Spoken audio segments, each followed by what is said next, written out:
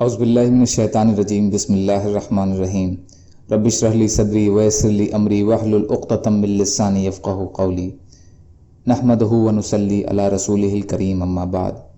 فضائل اعمال، فضائل رمضان، اعتکاف کے بیان میں حضرت ابن عباس رضی اللہ تعالی عنہ کی روایت ہے کہ رسول اللہ صلی اللہ علیہ وسلم کو یہ ارشاد فرماتے ہوئے سنا کہ جنت کو رمضان شریف کے لیے خوشبوؤں کی دھونی دی جاتی ہے اور شروع سال سے آخر سال تک رمضان کی خاطر آراستہ کیا جاتا ہے۔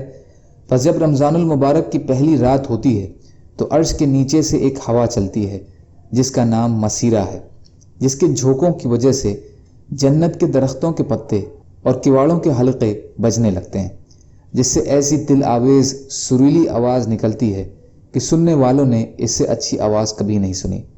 بس خوشنما آنکھوں والی حوریں اپنے مکانوں سے نکل کر جنت کے بالا خانوں کے درمیان کھڑے ہو کر آواز دیتی ہیں کہ کوئی ہے اللہ تعالیٰ کی بارگاہ میں ہم سے منگنی کرنے والا، تاکہ حق تعالی شانہ اس کو ہم سے جوڑ دیں۔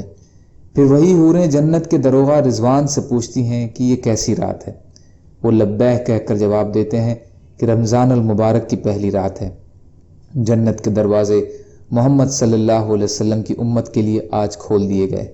حضور صلی اللہ علیہ وسلم نے فرمایا کہ حق تعالی شانہ رضوان سے فرما دیتے ہیں کہ جنت کے دروازے کھول دے، اور مالک یعنی جہنم کے دروغہ سے فرما دیتے ہیں کہ احمد صلی اللہ علیہ وسلم کی امت کے روزہ داروں پر جہنم کے دروازے بند کر دو، اور جبریل علیہ السلام کو حکم ہوتا ہے کہ زمین پر جاؤ اور سرکش شیاطین کو قید کرو اور گلے میں توق ڈال کر دریا میں پھینک دو کہ میرا محبوب محمد صلی اللہ علیہ وسلم کی امت کے روزوں کو خراب نہ کرے۔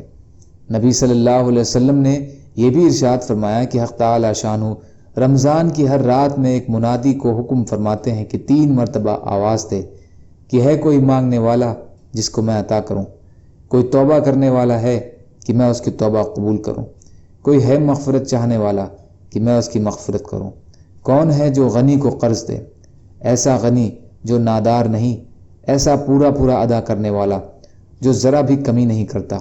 حضور صلی اللہ علیہ وسلم نے فرمایا کہ حق تعالی شانہ رمضان شریف میں روزانہ افطار کے وقت ایسے 10 لاکھ آدمیوں کو جہنم سے خلاصی مرحمت فرماتے ہیں جو جہنم کے مستحق ہو چکے تھے۔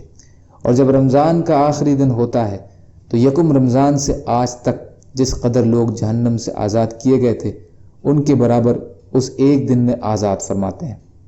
اور جس رات لیلۃ القدر ہوتی ہے حق تعالی شانہ جبریل علیہ السلام کو حکم فرماتے ہیں، وہ فرشتے کے ایک بڑے لشکر کے ساتھ زمین پر اترتے ہیں، ان کے ساتھ ایک سبز جھنڈا ہوتا ہے جس کو کعبے کے اوپر کھڑا کرتے ہیں، اور جبریل علیہ السلام کے 100 بازو ہیں جن میں سے 2 بازو کو صرف اسی رات میں کھولتے ہیں جن کو مشرق سے مغرب تک پھیلا دیتے ہیں۔ پھر حضرت جبریل علیہ السلام فرشتوں کو تقاضا فرماتے ہیں کہ جو مسلمان آج کی رات میں کھڑا ہو یا بیٹھا ہو، نماز پڑھ رہا ہو یا ذکر کر رہا ہو، اس کو سلام کرے اور مصافحہ کریں اور ان کی دعاؤں پر آمین کہے۔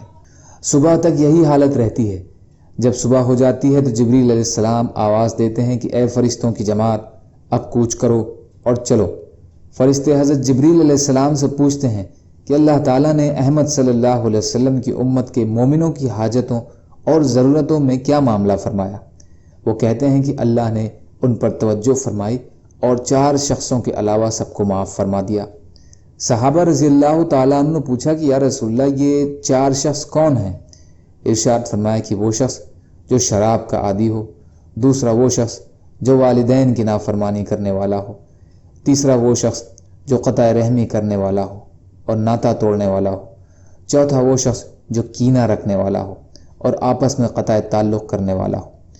پھر جب عید الفطر کی رات ہوتی ہے تو اس کا نام آسمانوں پر لیلۃ الجائزہ، انعام کی رات سے لیا جاتا ہے، اور جب عید کی صبح ہوتی ہے تو حق تعالی شانہ فرشتوں کو تمام شہروں میں بھیجتے ہیں، وہ زمین پر اتر کر تمام گلیوں راستوں کے سروں پر کھڑے ہو جاتے ہیں اور ایسی آواز سے جس کو جنات اور انسان کے سوا ہر مخلوق سنتی ہے پکارتے ہیں کہ اے محمد صلی اللہ علیہ وسلم کی امت، اس کریم رب کی درگاہ کی طرف چلو جو بہت زیادہ عطا فرمانے والا ہے اور بڑے سے بڑے قصور کو معاف فرمانے والا ہے۔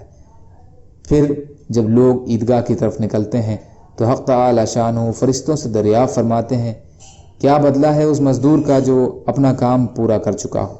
وہ عرض کرتے ہیں کہ ہمارے معبود اور ہمارے مالک، اس کا بدلہ یہی ہے کہ اس کی مزدوری پوری دے دی جائے۔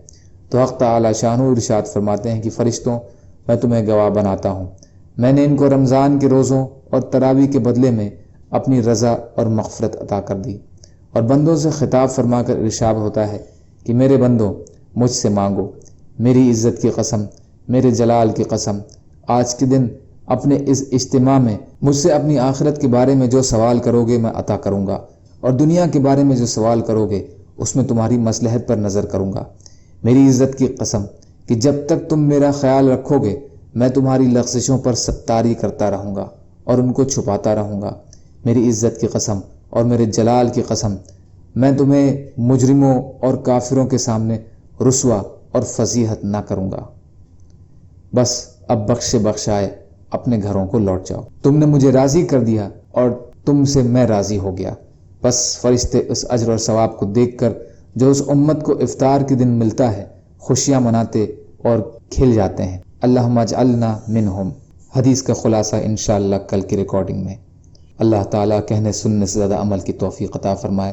یا اللہ جو بھی مسلمان جہاں بھی پریشان حال ہوں، یا اللہ آپ ان کی مدد فرمائیے اور ہم کو بھی اپنی استطاعت کے بقدر اپنا حق ادا کرنے والا بنائیے۔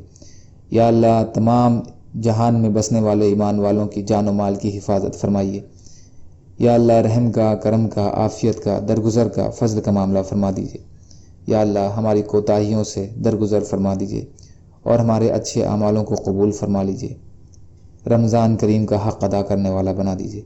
سبحان اللہ و بحمدہ، سبحانک اللہم و بحمدک، اشہد ان لا الہ الا انت، استغفرک و اتوب الیک۔ سبحان ربک رب العزت عما یصفون وسلام علی المرسلین والحمد للہ رب العالمین برحمتک یا ارحم الراحمین۔ لا الہ الا اللہ محمد رسول اللہ۔